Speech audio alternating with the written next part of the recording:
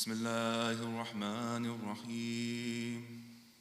اللهم صل على محمد وآل محمد.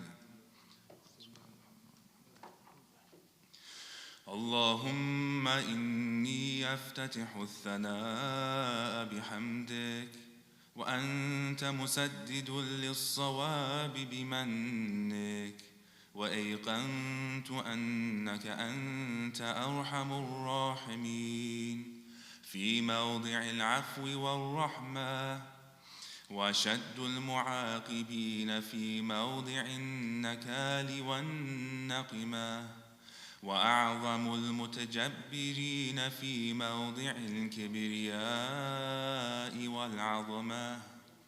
اللهم أذنت لي في دعائك ومسألتك، فاسمع يا سميع مدحتي، وأجب يا رحيم دعوتي، وأقل يا غفور عثرتي.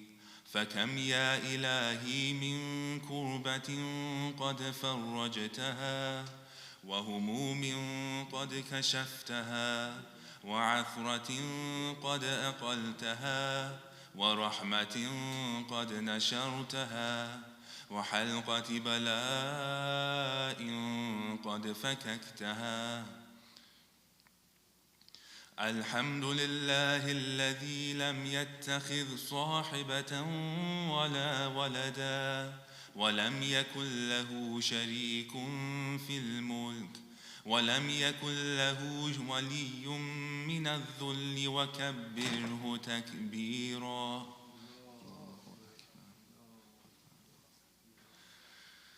الحمد لله بجميع محامده كلها، على جميع نعمه كلها. الحمد لله الذي لا مضاد له في ملكه، ولا منازع له في أمره. الحمد لله الذي لا شريك له في خلقه، ولا شبيه له في عظمته. الحمد لله الفاشي في الخلق أمره وحمده، الظاهر بالكرم مجده، الباسط بالجود يداه، الذي لا تنقص خزائنه، ولا تزيده كثرة العطاء إلا جودا وكرما. إنه هو العزيز الوهاب. اللهم إني أسألك قليلا من كثير، مع حاجة بي إليه عظيمة، وغناك عنه قديم، وهو عندي كثير، وهو عليك سهل يسير. اللهم إن عفوك عن ذنبي، وتجاوزك عن خطيئتي، وصفحك عن ظلمي، وسترك على قبيح عملي، وحلمك عن كثير جرمي، عندما كان من خطئي وعمدي. أطمعني في أن أسألك ما لا أستوجبه منك، الذي رزقتني من رحمتك، وأريتني من قدرتك، وعرفتني من إجابتك. فصرت أدعوك آمنا، وأسألك مستأنسا، لا خائفا ولا وجلا، مدلا عليك فيما قصدت فيه إليك. فإن أبطأ عني عتبت بجهلي عليك، ولعل الذي أبطأ عني هو خير لي، لعلمك بعاقبة الأمور. فلم أر مولا كريما أصبر على عبد اللئيم منك علي. يا رب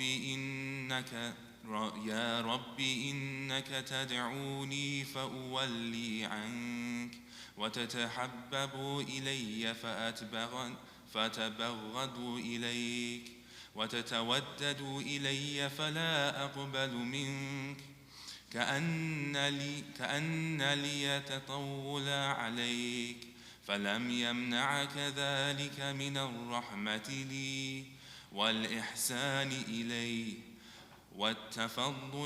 والتفضل علي بجودك وكرمك، فارحم عبدك الجاهل وجد عليه بفضل إحسانك، إنك جواد كريم. الحمد لله مالك الملك مجري الفلك مسخر الرياح فالق الإصباح ديان الدين رب العالمين. الحمد لله على حلمه بعد علمه، والحمد لله على عفوه بعد قدرته، والحمد لله على طول أناته في غضبه وهو قادر على ما يريد. الحمد لله خالق الخلق باسط الرزق فالق الإصباح ذي الجلال والإكرام والفضل والإنعام، الذي بعد فلا يراه وقرب فشهد النجوى تبارك وتعالى. الحمد لله الذي ليس له منازع يعادله، ولا شبيه يشاكله، ولا ظهير يعاضده، قهر بعزته الأعزاء وتواضع لعظمته العظماء، فبلغ بقدرته ما يشاء. الحمد لله الذي يجيبني حين أناديه، ويستر علي كل عورة وأنا أعصيه، ويعظم النعمة علي فلا أجازيه. فكم من موهبة هنيئة قد أعطاني، وعظيمة مخوفة قد كفاني، وبهجة مونقة قد أراني، فأثني عليه حامدا وأذكره مسبحا. الحمد لله الذي لا يهتك حجابه، ولا يغلق بابه، ولا يرد سائله، ولا يخيب آمله. الحمد لله الذي يؤمن الخائفين وينجي الصالحين، ويرفع المستضعفين ويضع المستكبرين، ويهلك ملوكا ويستخلف آخرين. والحمد لله قاسم الجبارين مبير الظالمين مدرك الهاربين، نكال الظالمين سريخ المستصرخين، موضع حاجات الطالبين معتمد المؤمنين. الحمد لله الذي من خشيته ترعد السماء وسكانها، وترجف الأرض وعمارها، وتموج البحار ومن يسبح في غمراتها. الحمد لله الذي هدانا لهذا، وما كنا لنهتدي لولا أن هدانا الله. الحمد لله الذي يخلق ولم يخلق، ويرزق ولا يرزق، ويطعم ولا يطعم، ويميت الأحياء ويحيي الموتى، وهو حي لا يموت بيده الخير، وهو على كل شيء قدير.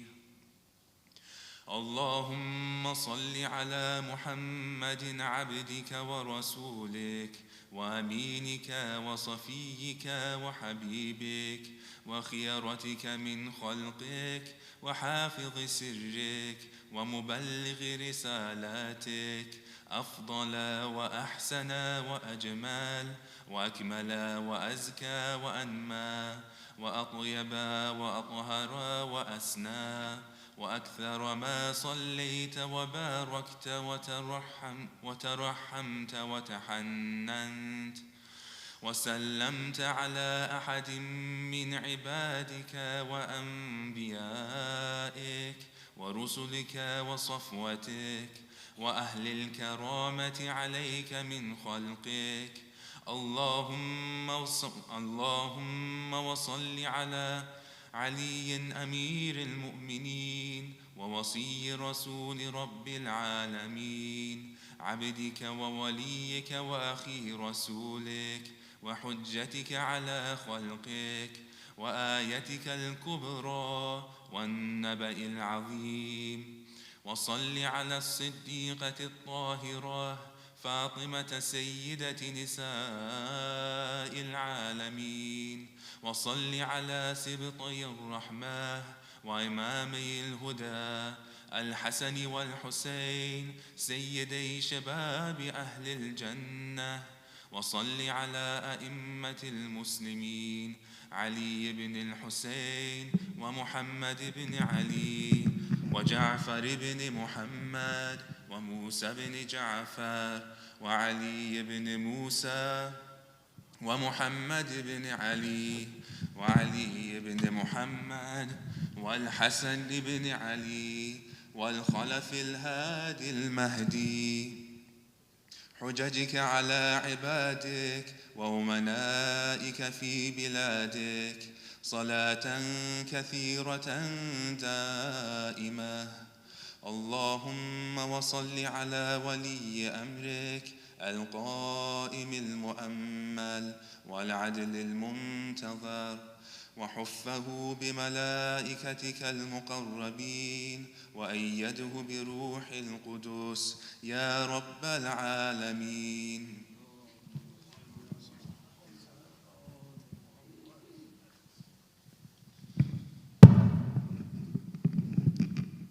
اللهم اجعله الداعي إلى كتابك والقائم بدينك، استخلفه في الأرض كما استخلفت الذين من قبله، مكن له دينه الذي ارتضيته له، أبدله من بعد خوفه أمنا، يعبدك لا يشرك بك شيئا.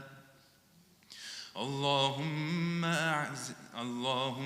أعزه وأعزز به، وانصره وانتصر به، وانصره نصرا عزيزا، وافتح له فتحا يسيرا، واجعل له من لدنك سلطانا نصيرا. اللهم أظهر به دينك وسنة نبيك حتى لا يستخفي بشيء من الحق مخافة أحد من الخلق.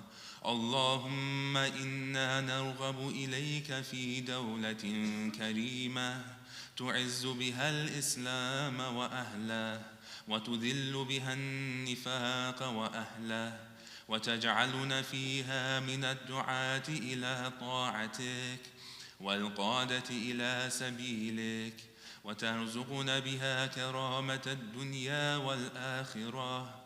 اللهم ما عرفتنا من الحق فحملناه، وما قصرنا عنه فبلغناه. اللهم المم به شعثنا، واشعب به صدعنا، وارتق به فتقنا، وكثر به قلتنا، وأعزز به ذلتنا، وأغن به عائلنا، واقض به عن مغرمنا، واجبر به فقرنا، وسد به خلتنا، ويسر به عسرنا وبيض به وجوهنا وفك به أسرنا وأنجح به طلبتنا وأنجز به مواعيدنا واستجب به دعوتنا واعطنا به سؤلنا وبلغنا به من الدنيا والآخرة آمالنا وأعطنا به فوق رغبتنا يا خير المسؤولين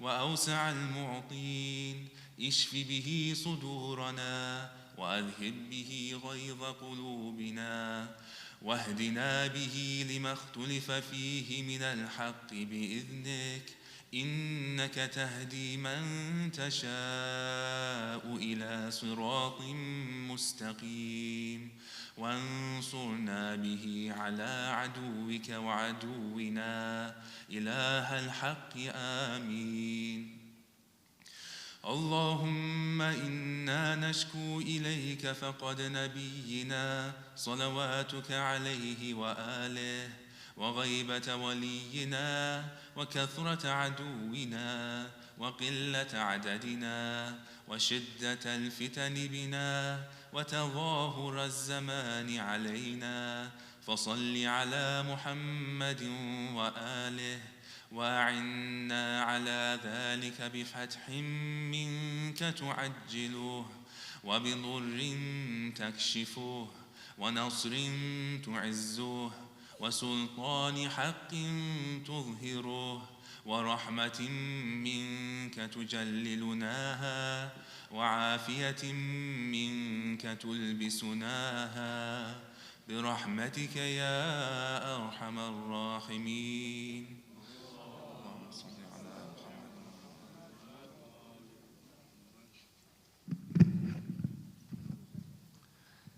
Jazakumullah, Brother Iman, for beautiful recitation of Dua al-Iftitah. Let us remember our marhumin, deceased members of our families, our community, mu'mineen and mu'minat, and in particular the marhumin of the sponsors of today's iftar, who are the family of Hussein Aqil, Saleha Aqil, Nzinga Aziz, Zainab Devereaux, Latifa Barnett, and Farouk Mace. We've also been requested for Surah Al-Fatiha for the following marhumin: Hussein Abdul Jabbar, Shakura Abdul Samad, Sadiqa Akido, Ivy and Calvin Barnett, Byrne Lee and Jeanette Brown, James Burks, Minnie Lee and Vernis Dickerson, Aisha and Maryam Al-Makki, Maryam Funches, Missouri Lied, and also Surah Al-Fatiha for Ali Bhai family. Please remember all of these marhumin and the marhumin of your own families with the Surah Al-Fatiha after Salawat ala Muhammad wa Ali Muhammad.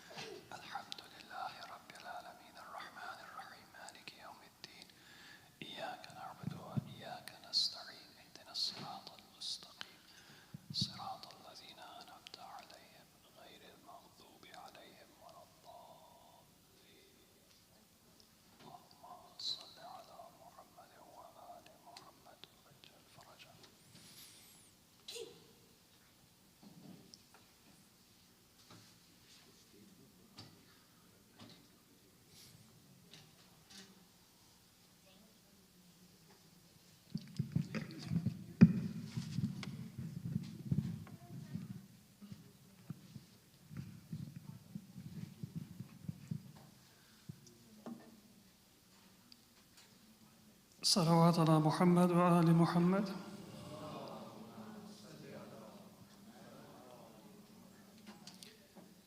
أعوذ بالله من الشيطان الرجيم. بسم الله الرحمن الرحيم. الحمد لله رب العالمين، والصلاة والسلام على سيدنا ونبينا أبي القاسم محمد وعلى أهل بيته الطيبين الطاهرين، ولعنة الله على أعدائهم إلى قيام يوم الدين. رب اشرح لي صدري ويسر لي أمري واحلل عقدة من لساني يفقه قولي أما بعد. السلام عليكم ورحمة الله وبركاته. Today, inshallah, I would like to look at a few of the ahadith of Ahlul Bayt alayhimus salatu wassalam with regard to wa'ad or nasiha or amr bil ma'ruf and nahi anil munkar, encouraging each other to do what is right.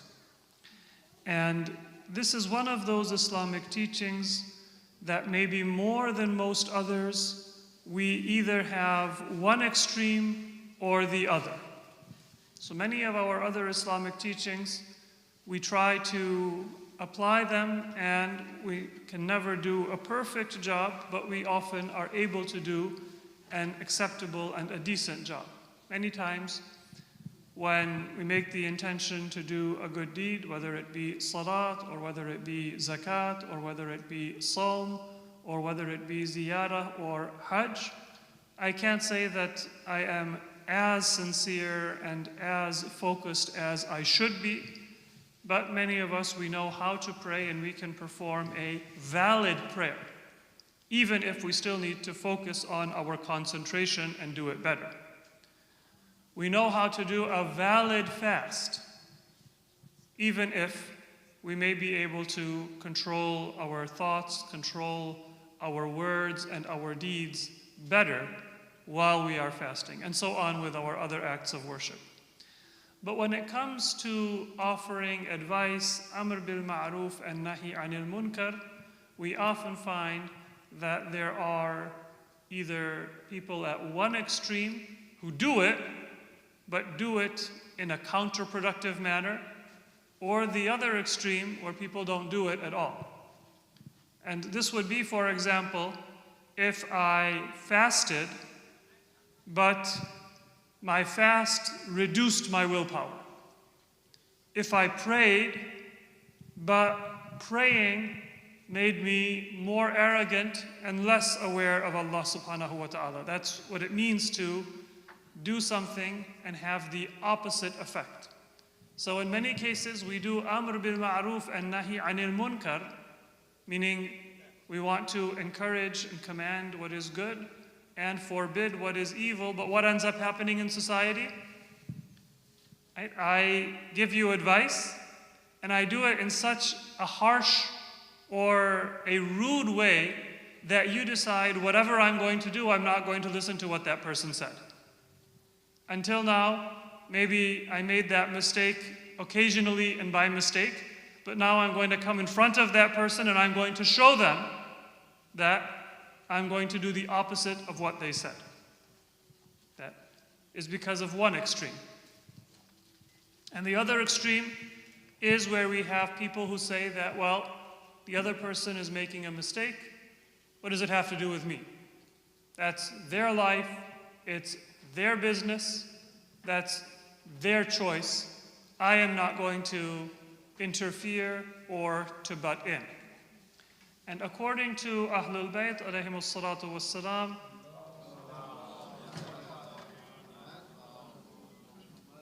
the first thing for us to remember is that we are to consider ourselves a mirror for each other. Most of us, before we leave home or before we walk into an important appointment or something, we look at a mirror or we turn our phone camera towards ourselves, take a picture so we can see and make sure that we're not going to embarrass ourselves without realizing it, because I can't see my own face. We check to make sure there's nothing sticking to my teeth, that there's nothing, visible as a blemish on my face, that my hair looks well groomed. A believer should be the mirror to an other believer. Meaning, if I am among my fellow believers, then there shouldn't be a blemish on my person that I don't know about. In many ahadith, we have this meaning conveyed. One hadith is from our first Imam, Amir al-Mu'mineen, Imam Ali ibn Abi Talib alayhi salatu wassalam. He says, Al-Muslimu mir'atu akhi. A believer, a Muslim, is a mirror for his fellow believer. So if I see a physical blemish on you, then without insulting you, without putting you down, I will point it out and I will say, let me take that off of your back so that you don't have something stuck to your shirt, you don't have a blemish on your person. The same responsibility I should feel to the character of my fellow believers. If there is a flaw in someone's character, then I should feel responsible for helping them see it if they don't, and remove it if they have not done so. But Imam Ali says, فَإِذَا رَأَيْتُم مِّنْ أَخِيكُمْ هَفْوَةً فَلَا تَكُونُوا عَلَيْهِ أَلْبًا. But when you see that blemish, then you don't want to have 5 people come and attack somebody and say that you have something on your shirt, or you have a flaw in your character. Rather, Imam Ali says, وَأَرْشِدُوهُ وَانصَحُوا لَهُ وَتَرَفَّقُوا بِهِ. Guide the person. وَانصَحُوا لَهُ. Nasiha in Arabic, we often use the word nasihat to mean advice. But the literal meaning of nasiha in Arabic is not advice, it is sincerity. A nasih is a person who is a well-wisher and sincere. So wansahu lah means that be sincere for that person. This isn't an opportunity to settle a score. Aha, I caught a mistake that you made and now I'm going to take revenge for when you embarrassed me. This isn't a time to feel superior. This is a time to try to help another person see something they might not see that they're doing wrong, or to help them resolve a flaw or a defect in their character that they have not been able to resolve. And that means that I need to be a support for that person. Sometimes the best thing that I can do is not to talk, but to listen and allow them to vent. And then maybe if I have a useful piece of advice or comment, I can say that as I am listening to that person, so they can unload their worries and their burdens. Sometimes I might be able to help them leave a delicate situation. Especially in families, people, they often have a lot of baggage, a lot of difficulty in their relationships. And so the best thing that I might be able to do is to be there with that person.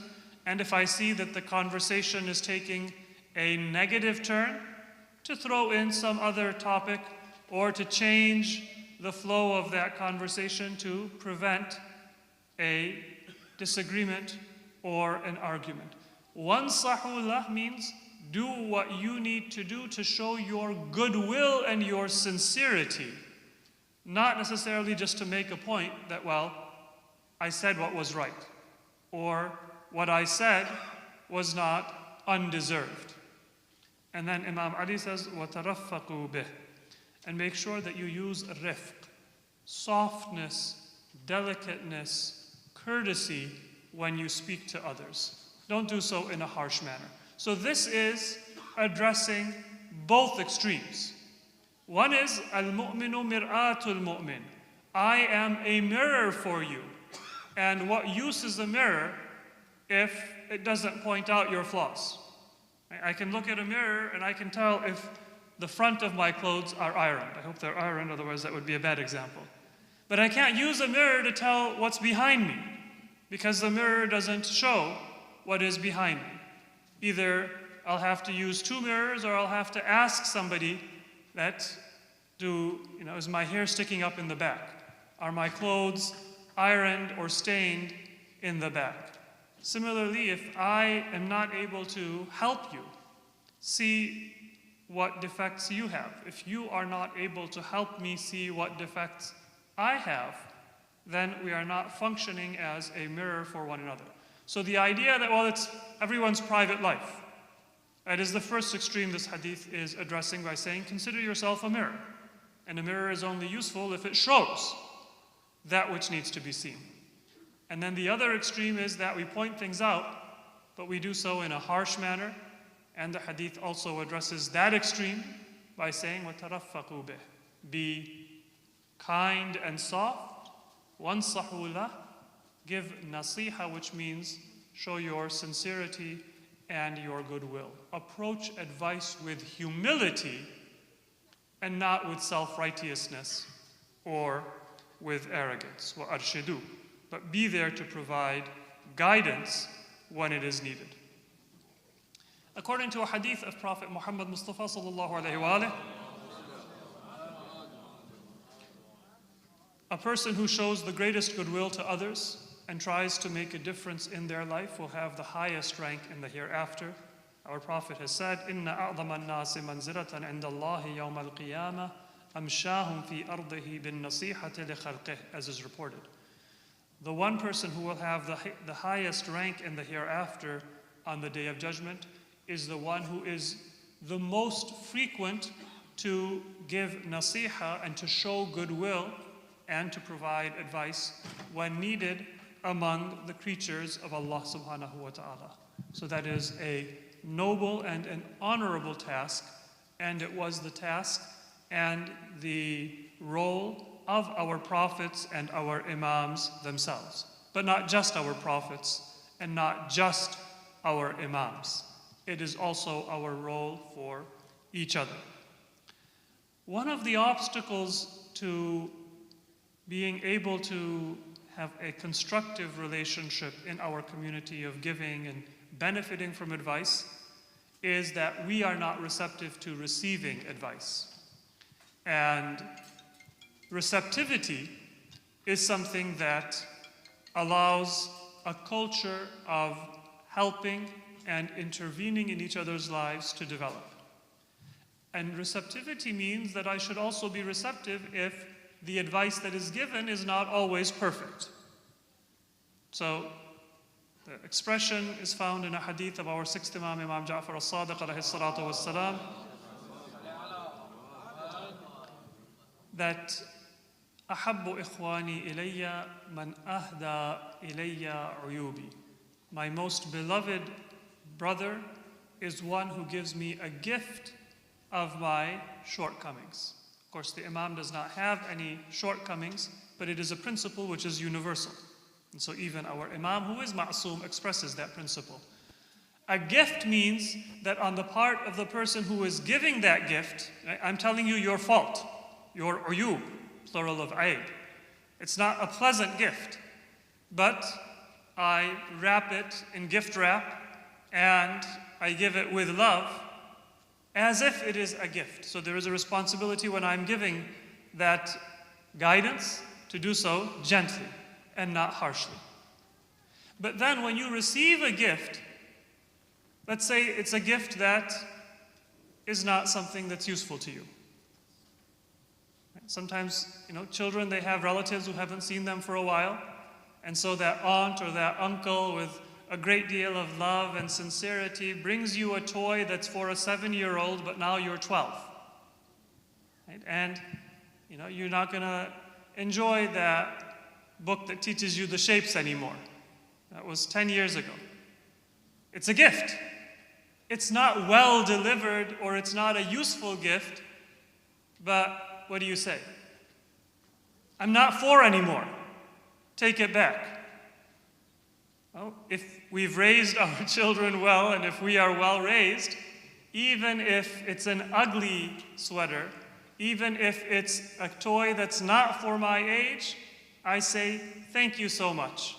And if it's my uncle or my aunt, I give them a hug and I give them a kiss, and then I put it away and never see it again.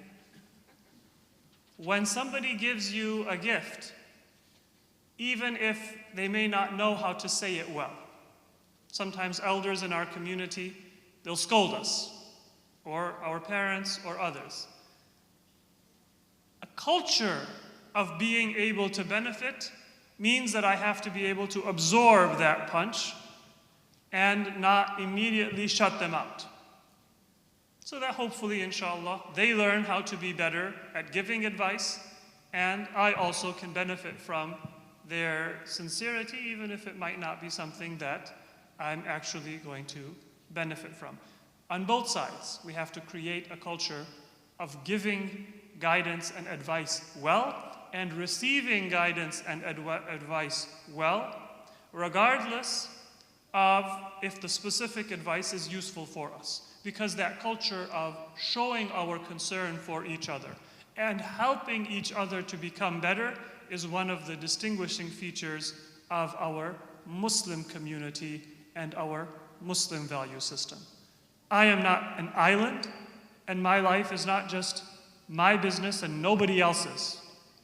My life is your business. Not for you to interfere, not for you to judge, but for you to help me become a better person and for me to help you become a better person.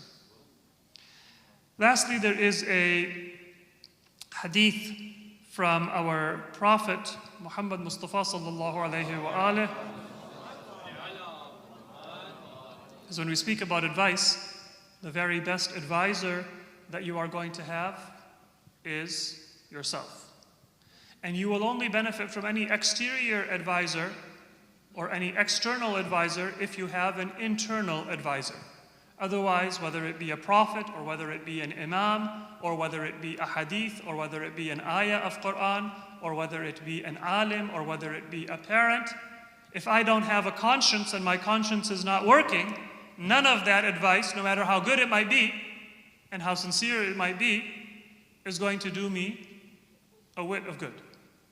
And so the most important thing is for me to have a conscience and to be my own advisor.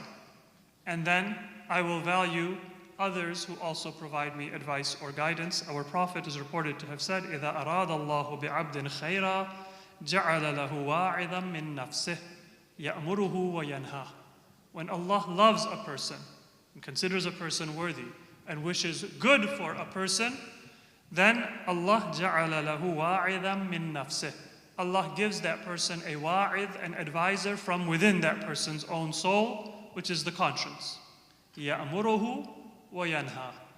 That commands and forbids. And that internal conscience is what allows me to value and appreciate and benefit from the guidance and the advice offered by others. Our ma'asumeen and our religious tradition and scripture and our elders and our fellow community members.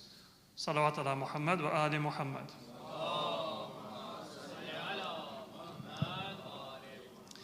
Before we move to Salat, just as we did yesterday, one reminder about our fiqh and our Islamic practice. So if some of us may have forgotten some of the rules of Islam and some of us may not know them in detail, we can practice our religious teachings better. And today I would like to just briefly give a reminder and an overview of wudu, our washing before salat. Wudu is an ibadah, it is an act of worship, and so it requires an intention. It's not just washing for cleanliness. So even if you've taken a shower and you've scrubbed yourself and soaped and shampooed and you're clean, if you have not done wudu, you still need to do wudu for salat. It is an act of worship and a symbolic cleaning, but it is a reminder that cleanliness of our external body and cleanliness of our internal soul, they come together. So when I am clean and I am hygienic, then it facilitates my soul also to be clean. If I live in a polluted environment physically, then that pollution will affect my soul. If there is an environment where there is najasa, whether it be alcohol or a dog or other forms of uncleanliness, it's a physical impurity. But if I am surrounding myself with it and I'm not careful of separating myself from physical impurity, I don't care about it, then it will affect my soul. So wudu is a symbol. That's why it must begin with the intention. It's recommended before you start your wudu to wash your hands, to rinse your mouth, and to rinse and blow your nose. So, ghaslul yadayn, and then al-madmada, and then al-istinshaq. That's not part of wudu, it is the preliminary before wudu. After that you make your intention, and there's 4 parts that are part of wudu. You wash your face from top to bottom from the hairline, and for those of us with a receding hairline, from where your hairline used to be or would normally be, up until the tip of the chin. And in width, the face does not include the temple, the ears, and beyond that, it is just between the middle finger and the thumb, the front part of the face. Right? So you can cover the face in width and in length. After washing the face, you will wash the right forearm from the elbow to the tip of your fingers. If you have already washed your fingers, then you still will wash it again. So sometimes people wash the hands before they do wudu, and they say that, well, my fingers are already wet, my hand is wet, so I'll just do wudu from here to here. That's not valid. Right? When you do wudu and you're washing your forearm, you wash it from the elbow until the tip of your fingers. Move your ring if you have a ring, or if you have a watch or bracelet, make sure the water gets underneath. From the elbow to the tip of the finger, and make sure nothing is left dry. And then the left arm, same thing, from the elbow to the tip of the finger. If you've already washed your hand, wash it again. After that, you will not take any new water.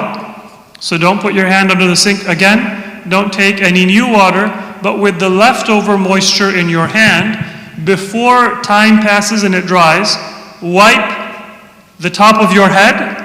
If you have hair, you can wipe on top of the hair, as long as the hair is part of that same part of the head. You don't have a fancy hairstyle where you're pulling hair from another part of your head.